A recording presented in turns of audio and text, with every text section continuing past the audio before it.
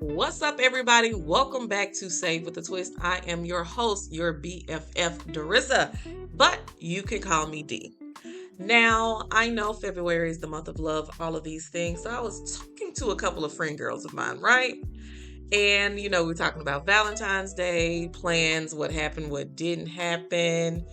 And I had one homegirl, she was like, I don't want to celebrate Valentine's Day. That is not my thing. I just don't like it. It's a stupid holiday. You know, that's her opinion.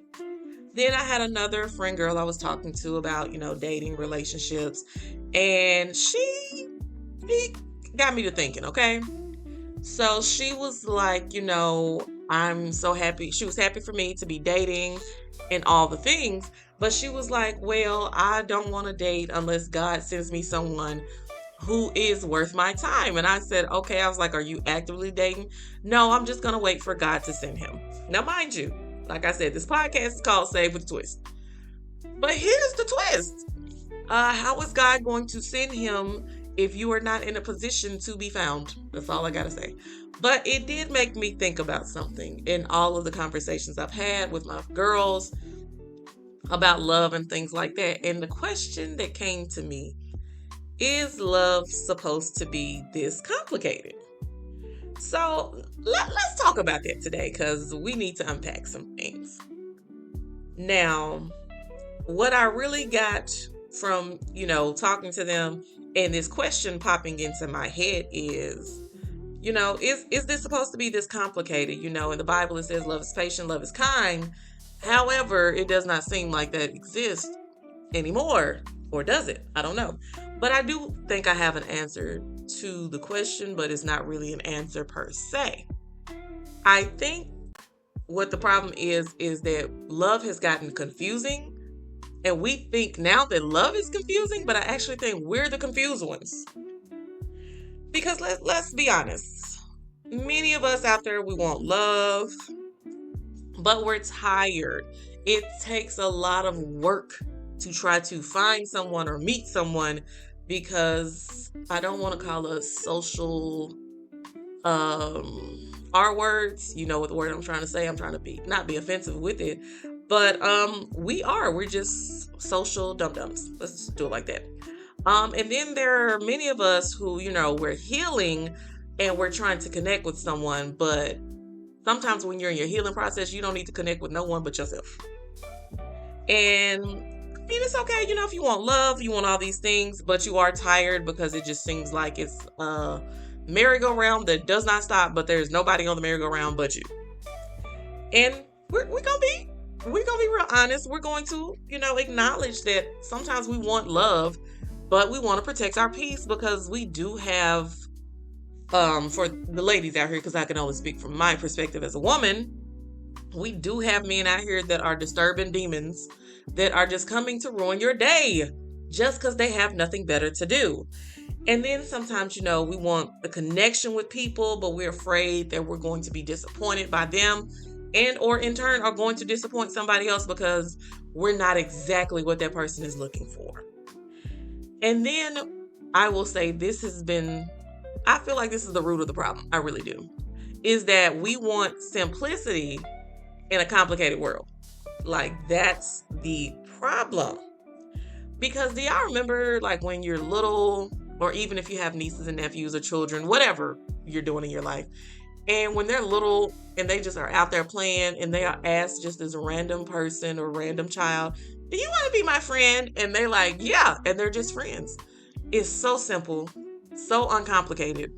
But we know now as adults, we can't do that. We can't live that type of life because we can't live in a fantasy. We can't live in the delusional world. But I wish we could go back to it being just that simple. Because honestly, ask yourself this question. When was the last time that love felt comforting and it didn't feel complicated? And I say that to say because I'm like, we have these expectations and then we have the reality of what we want for, love. And then, I can say I've seen this from many different perspectives. I've seen the ones where you want that old school love where, they stuck together through any and everything. Or you want that love where you just feel so comforted and secure in your person that you are never questioning anything that they're doing, never having to question their motives. But that's an expectation, but that's not the reality, because sometimes that old school love of I'm sticking beside them no matter what, that man out there cheating on you and bringing home babies that are not yours, or bringing home STDs or STIs, whichever way you want to call it, and you having to put up with that. Or I'm feeling so comforted and secure by this person because he's taking care of everything, but then when he ups and leaves me, I have nothing. Like, that's the expectation, and then you have the reality. And then, like, honestly, dating as an adult, and I know we're adults, some of you might be teens, I don't know. But as an adult, there's so many things that you have to include when you're trying to look for love or have adult love, if you want to go there. We got to deal with responsibilities, because if you're dating later in life, your partner may have kids, which is perfectly fine if you got kids or whatever. I'm not knocking that. I've dated people with kids. I have no problem with it. I do have a problem if your child's parent or whatever, for me, baby mama or ex-wife, whatever, is insanely crazy and is like, no, he can't talk to you or whatever. You may not have done anything. She just may not want you around her kids. That's a whole situation. I mean, you have those responsibilities. You could have parents that you have to take care of, or other people you have to take care of. You got to work that love or dates into that schedule. Then you have to do schedules, because what if y'all are not compatible in work schedules? Or, what if you have no time to spend with your significant other, or have no time to go date? That's something you got to work out. It works however it works. And then we have the one thing that I don't think is talked about enough, that emotional baggage that you refuse to let go because you refuse to go get help, or you just refuse to even acknowledge that you have it. Yes, people do this, and that's a problem. Okay. But I will say this. Some people have emotional baggage that they've never even thought of. That's a thing. And then let's not even mention social media. So we are seeing these couples on social media, and I'm like, I want that. Well, I can't say I want that, because I'm not envious of any of them, because I just feel like y'all put in a whole bunch of work for nothing. But another thing is that I will say this, like this social media couple, Christy and Desmond. Everybody was like, oh, I love them. They're just this amazing couple, and they film all this content together, and it's just absolutely amazing. And now they are getting a divorce for alleged cheating. I have heard some conspiracy theories that it's not cheating, but because they are Jehovah's Witness, they have to say that so that they can actually get a divorce, and so they won't be excommunicated from whatever their stuff is called. I don't know. No offense to y'all. I just don't know what it's called. That's something that you have to deal with. Social media, you want to be envious of that. And then I will also say your past relationships distorting your reality and expectations on future relationships. I have had so many friend girls be like, he reminds me of my ex, but he's not your ex. And is it him reminding you of your ex, or you not being able to forget about your ex? Because truthfully, I've said this before, and I'm going to say it again. Do not bring your past relationship into a new relationship. Yes, you need to take the time, heal from it. However, if you see the past behavior is the same as the new person, that behavior, they like neck and neck, they the same thing, then you may need to say, let me pull back, and why am I attracting people who act like this? That's a deeper question for you. And I'm not judging you. I'm not, because I have had that happen to me, where it just seems like I'm attracting the same types of people. But maybe you're giving off something, or something about you that these people find comforting, or they just want to snatch something from you. That's okay. All right. But sometimes you got to pull back, take a seat, be like, let me reevaluate myself, and let me also reevaluate what I want going forward. And then you got to set down those boundaries that says, I will not accept this, that, and the third, or I'm okay with this. This is not a deal breaker for me. That's something you need to think about as you're going on this dating journey. And dating journey, this love journey, but there's also something else that we need to do as it relates to our expectations and realities. But we need to start normalizing healthy love. Like, let's be honest, not all love is dramatic. I know some of y'all like to watch those romance movies or TV shows where it's just all the drama going on. That is not normal. It's not. And if it is, baby, you need to take a hard look at your life, okay? Like, I'm going to use Sisters and Zatima. I don't watch it. I have a friend girl, she watches it. She used to give me the 411 on all of it. I've seen clips of it. But like in Sisters with, what's that girl's name? Andy and Gary. Baby, that was too much for me. And it was just me watching clips. You were talking to this man. He happens to be married. He gets divorced. He's basically manipulative and all of that. Baby, that is not real love. That is unhealthy and you need to run. If that is your situation, run, babe. They have hotlines to call. There are shelters for you to go to because you need to get up out of there real quick. So, I'm going to say this. Love isn't just fireworks and you just, every time you see your person, there's fireworks going off in your head and in the background. That's not realistic. Yes, there are times where if you hold your partner's hand, you feel those little butterflies in your stomach or whatever. And I have heard two opposing views on this. I've heard one, the butterflies in your stomach is a warning that something is wrong. Then I've heard the other one that the butterflies in your stomach is because your nervous system is reacting to something good. Take that however you will. I don't know. That's for you. For me, if I'm having butterflies in my stomach, it's because I am feeling that sense of euphoria with that person. For me, if something is off, my discernment is it's gonna hit me with something, or I have a different sense of something's off in my gut. That's neither here nor there. But love isn't always about fireworks. It's not. And sometimes love is extremely calm. And that calm can feel so unfamiliar to some people. And I can say this from experience. It was years and years ago. But I had a guy, like everything was very calm. We were like in this good place. And all of a sudden he just wanted to pick a fight and pick an argument. I was like, there's nothing we can argue about. One, we don't live together. Everything's going good. We'll have a disagreement, but it was never to the point of arguing or just getting irate. And I asked him and I said, hey, why are you picking a fight with me? And he was like, that's what love looks like to me. I said, it doesn't look that way to me. I said, maybe you've seen some unhealthy love. I've seen healthy. I've seen unhealthy. But I don't want to have to sit here and argue with my partner about something that's really insignificant and not even a part of our relationship. I believe that love should be calm. And that love can feel boring, but it's peace. Like, I'm not stressed out. My nervous system is not on overload. And sometimes you're used to chaos and drama, and you feel like that's what love looks like. To me, that's not what healthy love looks like. If that's what love looks like to you, then go off.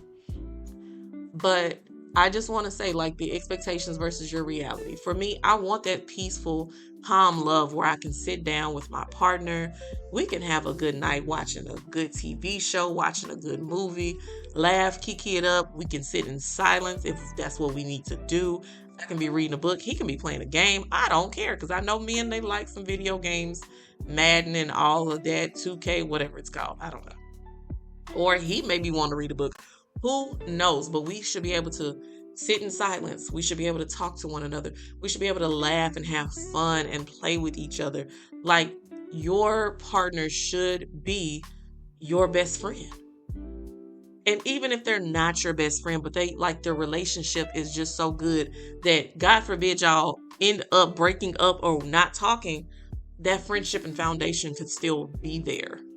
I mean, it may not happen for a couple of years down the road, because if you love that person and you do have all that love in your heart for them, it's hard to be around them for that. But that's something that I feel like, we need to normalize in our relationships. Not this toxic, dramatic, like Zach and Zatima.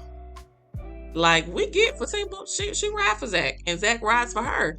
But I shouldn't have to be trying to shoot my friends because my friends doing some real suspect stuff with my man, even though I know my man ain't doing anything. Like, I remember watching a clip recently, and I think it's from like maybe season 1, season 2 of Zatima, where she was going to get her hair done and her homegirl comes to their house and was trying to push up on Zach. And Zach was like, "You are crazy. Like, I ain't got nothing for you." And then Fatima was like, "How did you know?" She was like, "You timed this out and you planned this." Yeah, I don't want that. If you got friends like that in your life, baby, please let them go. That's just a little twist for you today. Just let them go because they're not what you need in your life. But that's a complication that's added in, dating as well. It's friends and family, because sometimes their opinions are very loud and it's really hard to move forward in a relationship because you can't hear yourself think over them talking to you. And I feel like that's how also love gets complicated too. Because there are so many complications, but you have the family, you have the outside influences of people. But then what about like those people who are unhealed and they meet all your expectations, but now they over here causing major upheaval in your life because they ain't got their healed selves together, or their unhealed selves together, and now you just sitting over here in the corner rocking back and forth like, what do I do? Here's the advice I got for that. Leave. I get it, whether you have kids with this person or whether you just feel like they're your whole world. And please, caveat, twist this for a second. Please do not make a person your whole world. Your whole world should be you, Jesus, and whatever else you want to add in there. But you are the center of your own universe. The thing is, can our universes, coincide with one another? That's a whole different thing, but we'll talk about that later maybe. But yes, I've seen, or I've even had this experience of a guy saying, "I want to talk to you. I don't want any labels on it, but I want to keep you over here for myself, and I'm going to get healed. I don't know what I'm going to do it, but that's what I want. Can we do that?" My answer was, at first, because I wasn't listening to him, I was like, whatever. I was like, you're going to change your mind. But I didn't listen to what he was saying. Basically, he was saying, I want the relationship without the title, and I want you to be unavailable to anybody else but me, but I'm also not going to put in the work to change myself or to better myself. Now, it didn't have to be professional. Just do something better for yourself. Want more for yourself. Yeah, that does not work. That's where love gets complicated. That's where heartbreak happens, and that's when you become this bitter, horrible person towards the next person who could just love you the best that you've ever been loved in your life, and they're having to reap the consequences of the decision you made instead of you just saying, "Oh, you are out here being an F-boy. Let me roll on somewhere else." That's the complication that happens in love. Then we have the complication of communication. Sometimes I will say this: communication styles do not align with whoever you're talking to. I'm going to use an example of a guy who I like to have some good intellectual conversations, a good debate here and there. And I say debate, not an argument. It's a debate. We can have differing opinions without arguing.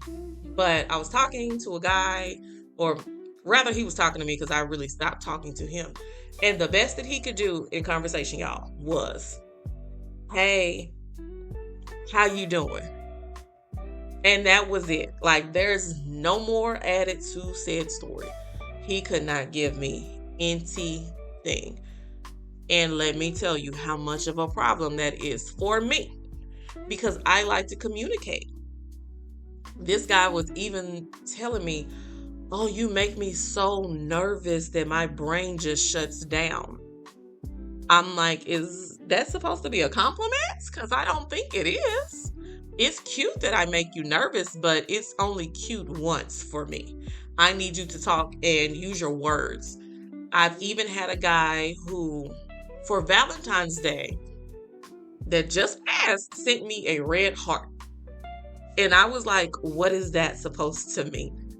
Because emojis mean emojis. I'm like, are you saying that I love you? Are you trying to say Happy Valentine's Day when there are GIFs with hearts that say Happy Valentine's Day. And then he proceeds to get upset with me because I did not reply back. Because I'm like, what do you want me to say? And he was like, so you didn't get my heart? I said, what is your heart supposed to mean? And he was like, it's supposed to mean Happy Valentine's Day. I said, you couldn't have just typed those words out? How hard is that to type Happy Valentine's Day? That was it. That's all that mattered. So, neither here nor there. Sometimes people don't know how to communicate, and that is a complication in love, in life, really, but in love and in relationships, because you have to be able to talk to your partner. I am not a mind reader. I can't decipher what emojis mean, and some people send emojis outside of the context of what the emoji actually is supposed to stand for. It's all subjective and interpretive, but that's just something I need. Whoever is going to be my partner in life, my man, my boo thing, whatever, I'm going to need them to be able to communicate with me, because I'm not a mind reader. Yes, if I have been with you for years upon years, I should be able to read your body language and kind of read him. But if I just met you, baby, I don't know what that's supposed to mean. And also, just don't do that. If there are any men listening, please don't. You can send an emoji, but put some words with it until I get to know you well enough to know what your emojis mean. Then another complication. This is a big one as it relates to love. People are afraid to be honest. Honesty is key, but it's not just people are afraid to be honest. People are afraid to be vulnerable. It's a thing. Nobody wants to be hurt. We don't want people to use our vulnerabilities against us, but it happens from time to time because we are human. And if you're not honest, one, with yourself before you can be honest with anybody else, you can just go ahead and just take this whole love and relationship conversation off the table for yourself, all right? That you got to be honest with you first and foremost. Then you got to be honest with whomever you're, going to be in said relations or dating with, okay? And then also, this is a complication, but I feel like it's more for us melanated people, especially us Black people, because I can only speak from the Black experience. Many of us weren't taught how to love. We were just taught how to survive in relationships. Like I mentioned earlier, like that old school love. And it's even portrayed in movies, like the movie Fences. Like that's something like that old school. He going out there and working, but you still cheating on me. You got this whole other baby. This, that, and the third. And even I feel like it's really pronounced in the movie Cadillac Records, because the guy that played Muddy Waters, Jeffrey Wright, phenomenal actor, by the way. When his character and Gabrielle Union's character, because I don't really remember her name, he comes home and she is sitting either on the couch or chair or whatever. She is sitting there holding his mistress's baby with tears streaming down her face. And he's just like, oh, well, we need to get the baby something. And you never once apologize to this woman for cheating on her and having a baby because she could not have kids. Like, you never did any of that. And I mean, he just mistreated her. And I feel like sometimes that Black love it's shaped by that loyalty over the emotional safety, because like she was loyal to him. Kudos to her, because I probably would have murdered this man. But that was a different time, and I have to respect it. In those time periods, that may have been what happened. But also, I feel like Black love is sometimes shaped by their resilience over softness, especially for women. Like, you just gonna make it work. You gonna make $1 out of 15 cents. And we sometimes as Black women operate in a masculine energy versus being able to be feminine, because sometimes the male counterparts just, they not doing what they supposed to do. Now, when they doing what they supposed to do, let me be my girly girl self, okay? I'm going to dress it up, dress it down for you. But that's neither here nor there. And then sometimes our relationships are defined by strength over vulnerability, because it's just like, I'm gonna be strong, I'm gonna, stiff upper lip it. I'm not gonna tell you how I feel. I'm not gonna be vulnerable with you And that's not a thing. It just doesn't work, because we need to be able to be vulnerable with our partner. And honestly, I feel like it shows more strength to be able to confide in your partner than it does show weakness. And one other thing, and this isn't just for, Black people, this is for everybody. I feel like love really gets complicated because we are asking someone to hold pieces and parts of us that we ourselves have not even faced yet. And I don't want to go too deep in depth on that, but just know that's sometimes a problem. But I will say this, you have to, as you're going through trying to find love, relationships, or whatever, because like I said, it's the month of love. You have to stay hopeful, and you have to be wise in the decisions you make. You have to, have a little bit of discernment, but you also have to have some emotional maturity. And the reason why I say emotional maturity, because if you don't have this, one, love can start looking like it's just exhausting. And then also on the other half, it looks like it requires so much effort that you just don't want to do it. Because in all honesty, love shouldn't require so much work. Maintaining, yes, but love itself should not require work. Because I'm going to say this. When you are going through relationships, whatever, love can look exhausting, but that's when it, like, you're putting in work and the other person is not putting in work. Because I don't like to use 50-50, I like to use 100-100. Because if we're not both giving our full effort into something, then why are we here? And honestly, when you're going through this, sometimes people are just like, oh, they've given up. No, sometimes you're going through growing pains in a relationship, or, it's some confusion there because you've not had a conversation. And I'm going to say this, I have some friends who they've been married for a while. And honestly, I'm a little worried about them, but I'm not going to say anything because I'm not married, and that's not really my place to say to them that your marriage looks weird. But I think the issue with them is they stopped communicating, one, and they stopped having fun with each other, because love should be just the funnest time of your life. I've seen older couples who've been married 50 plus, 60 plus years, and I still see the woman giggle from something that her husband has whispered in her ear. But I will say this, for my friends, I miss the times where they used to laugh and have fun with each other, because they don't do it anymore. It's just like, oh, I'm here. Okay, I'm here. We're paying the bills. We're living together, but we're not loving and having fun with each other anymore. And I get it. When you have kids or whatever, sometimes you can lose the spark. But keep the spark remaining. If you see that y'all need to take time for just the two of y'all, no phones, no nothing, no work, no anything else, turn the phones off and just have you and him time, one-on-one time. And this is for anybody who's in a relationship. You need to reset, not just with yourself, but reset with your partner. Like, y'all go do something fun together. I don't know, go paint a coloring book page, something. This is just gonna be fun, because it'll get some conversation going. You may get some laughter. You may get a little bit of romance in there. But, love shouldn't feel completely boring. It should, like I said, it can be boring, but it shouldn't feel that way. It shouldn't feel perfect, and it also shouldn't feel unsafe and like I no longer like my partner. Because if you no longer like them, then it's time for you to exit stage left.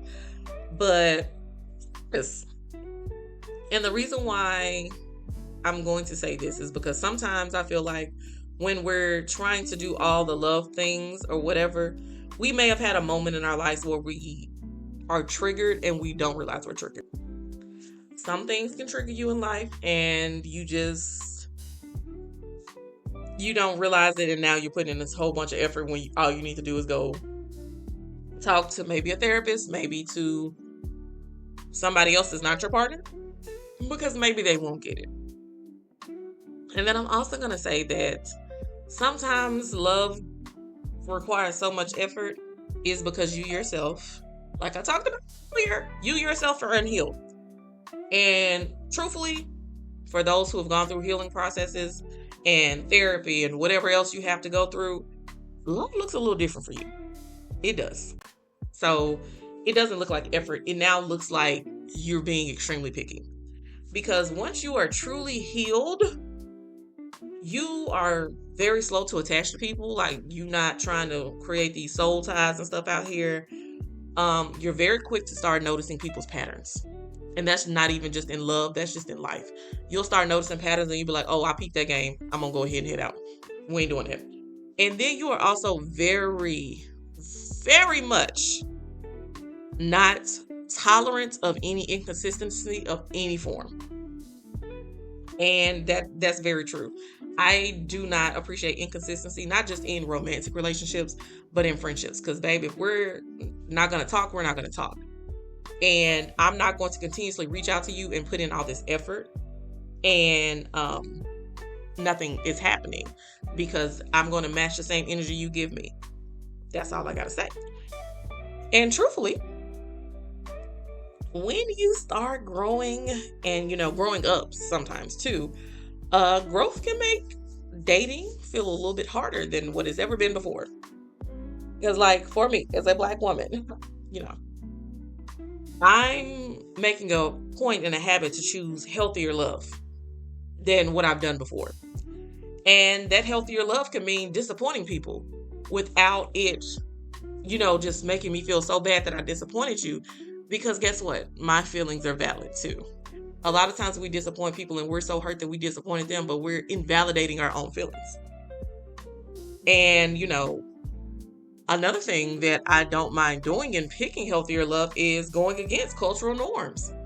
I mean, if I end up with a white man, though a white man is not my choice, I loves me a good tall chocolate man because that's my preference, okay? 6 foot and up, that's my thing. But I mean, even if you're not, short kings need love too. You just may not get it from me, but hey, somebody's gonna love you. If I have to go against cultural norms to find the person that's meant to be for me, so freaking be it. But also, something else I'm no longer doing, I'm no longer choosing peace. Well, excuse me. I'm no longer choosing familiarity over peace. Because I'm going to say this, and I've had some friend girls, I've talked to them about this. We'll choose the familiar person because it's more peaceful to be over there and it's a little less scary. Because sometimes we'll pick a person who's familiar. I know this person won't physically harm me, but they out here doing some emotional damage. Emotional damage. Yes, that's what they're doing. But you don't need to pick that over having peace of mind, peace of heart, peace of all of that, okay? And I'm just going to say it. Healing does not complicate love, even though other people may believe that it does. It actually is clarifying how you choose to love someone and how you choose to receive love. But that's neither here nor there. I've probably talked y'all's ear off today. So let's close with this. You, my sweet, precious love. If love feels complicated to you, let me tell you now, you are not broken. You are just questioning some things that have been in place for a long time and you're growing through it. And also, if you're like me, I'm 36. If the Lord lets me see October, I'll be 37. And I have never been married. And sometimes I feel behind, but no, I'm not behind. I just had to go through some things to heal and to grow up before I destroyed somebody else's life. And I can say this, love can be deep and very gentle. It does not have to be the fireworks show that we're all expecting because of societal norms and movies. And believing in love, believing in the hope of love is not delusional. It is a choice that you choose to make. And I will say this, believe in love, but do not ignore the red flags. Still be aware, be situational of what's happening to you. You can stay open to love without succumbing to the pressures in society is trying to push on you to be married. And all I'm going to say is love requires growth, but it does not require you to lose yourself to find love. That's all I got for y'all this week. So make sure you stay tuned for next week for whatever topic we may talk about. Love you guys. Bye.